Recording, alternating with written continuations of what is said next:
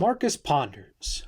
In a surprising turn of events, former New York State Governor Andrew Cuomo was defeated in the Democratic primary for mayor of New York City last Tuesday, with up-and-comer Zohran emerging as the presumptive Democratic nominee. Of course, Cuomo was not deterred by his loss, and is now planning to stay in the race and run as an independent, as the prospect of the largest city in the United States flipping from blue to red grows even more likely. It is interesting to note the way in which Mamdani was able to win, not just as a candidate, but in the system that New York City uses to choose their nominees. New York uses a system known as ranked choice voting to choose their nominees, in which voters rank 5 different candidates from first to last choice. If a first choice candidate is able to capture more than 50% of the votes, they win the race, just as Mamdani did.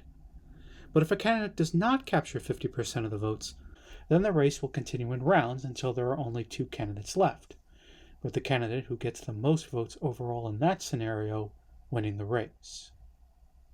Mamdani was able to accomplish this feat by appealing to populist issues, campaigning on progressive ideals, and vowing to take on the Trump administration, a feat that is not as easy to accomplish as Mamdani and other Democratic candidates and voters believe it to be.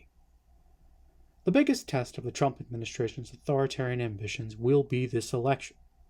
In nations like Russia, elections are tightly controlled by the strongmen at the top. These races usually feature candidates that are loyal to the president, Vladimir Putin, and opposition candidates are rarely given the green light to even run. And though we have not reached this type of corruption yet, it is more than likely that Donald Trump and his wealthy backers will attempt to disrupt or even obstruct Mamdani's pathway to Gracie Mansion. Though an arrest or deportation, as some Republicans have floated as unlikely to occur, is nevertheless something that could still be done. And if by some chance this does happen, people need to be ready to stand up and fight for their rights.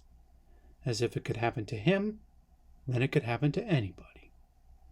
What's your take on all this? Let me know in the comments.